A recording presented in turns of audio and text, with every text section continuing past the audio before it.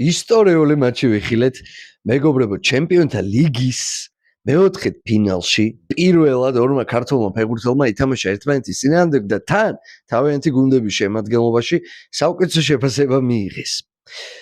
არ ვიცი, ამას 5-6 წლის წინ ვერც კი ვიოცნებებდით ამაზე, ვერც კი წარმოვიდგენდით, რომ ესეთი რაღაც შეიძლება და მომხდარიყო. და ამავდროულად სრულიად სერიოზულობით ვიძახი მე. კვარა დღეს თავისუფლად აცხადებს პრეტენზიას იმაზე, რომ საუკეთესოა. ყველაფერს იგებს, არ აქვს მნიშვნელობა პარიზშია თუ ნეაპოლშია. დაცვითი ფუნქციების შესრულება უწევს, შემტევი ფუნქციების შესრულება უწევს, მარჯვნიდან, მარცხნიდან, ყველას ატყუებს. ვანდაიკი ყავს წინ, გრაუნბეხი ყავს წინ, თუ მთელი ჩელსი ყავს წინ, ყველასთან გააქვს.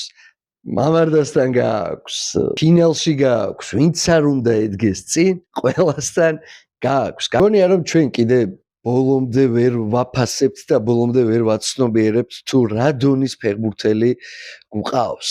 თუ რა დონის ფეხბურთელია ხვიჩა კვარაცხელი. ყოველ თამაში ტოვებს შტაბეჭდილებას რომ არა ეხლა იყო მისი საუკეთესო მატჩი, არა ეხლა იყო მისი საუკეთესო მატჩი. რეალურად ყოველ თამაში პროგრესირებს, ყოველ თამაში უკეთესია. და რა გუნდებთან და რა ტურნირებზე. ამიტომ ჩემთვის პირადად ხვიჩა კვარაცხელია საუკეთესო. სხვისი არ ვიცი. რაც შეეხება მამარდას, ორი ძალიან მაგარი სეივი ჰქონდა.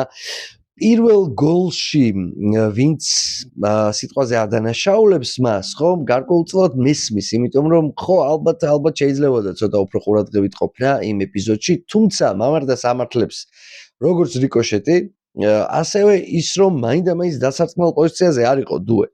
ანუ წესით სხვანაირად უნდა ითამაშა იმ ეპიზოდში. დუეს დასარტყმელი პოზიცია არ იყო, მაგრამ დაარტყა, მოხდა რიკოშეტი და მამარდამაც ვეღარ შეძლო გუნდის გადარჩენა, რადგან ოდნავ წინ იყო კარის ხაზიდან გამოსული. მთლიანობაში კი ტრადიციულად ჩემპიონთა ლიგის მეოთხედფინალებმა გაამართლეს.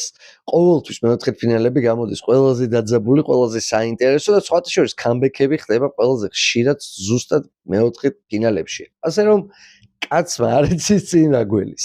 ხო და ჩვენც მეტი რა გვინდა ფეხბურთის გულშემატკივრებს და მოყვარულებს. უყუროთ ფეხბურთს, ვისი ამონოთ და უგულშემატკივროთ.